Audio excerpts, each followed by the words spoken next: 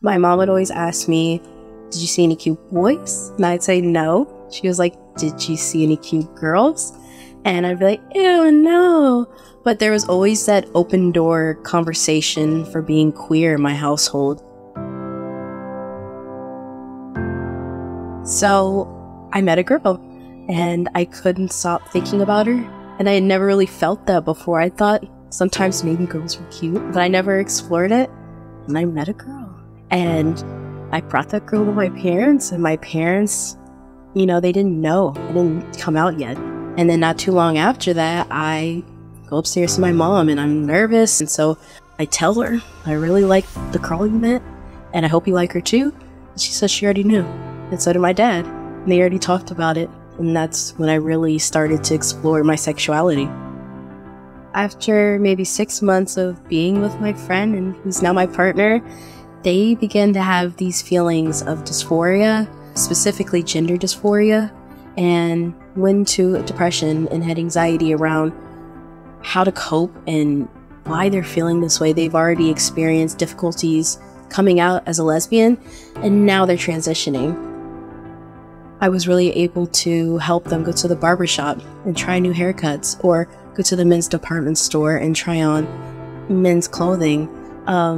But those things I know now are what it means to be a good ally.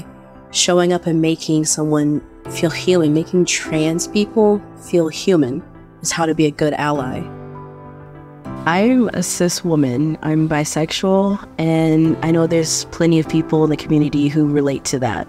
Allyship between lesbian, bisexuals, even gay individuals in our community has to include transgender individuals. It takes a lot of unlearning and education, even for me as a cis woman with a partner who is transgender. But it has to be done. It takes all of us to really help overcome and just have a peaceful and equal world.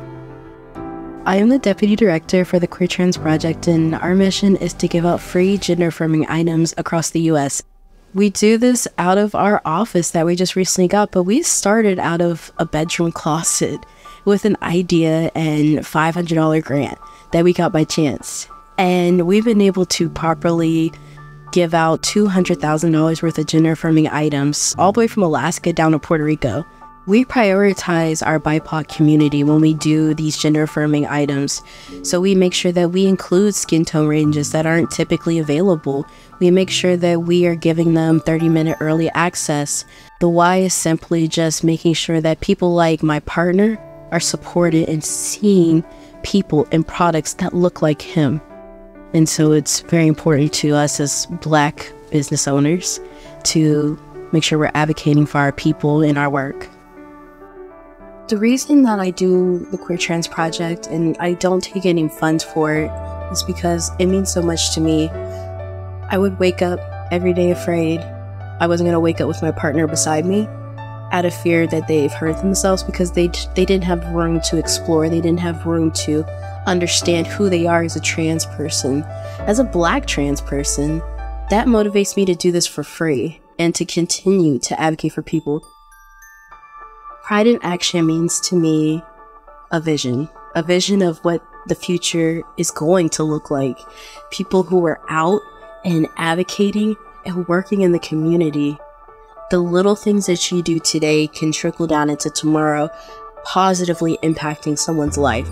And it's important to just show up and be who you would want to have molded you, or the little good deeds that we do in the day, because they really do trickle down and affect people's life positively, more than I think we'll ever know.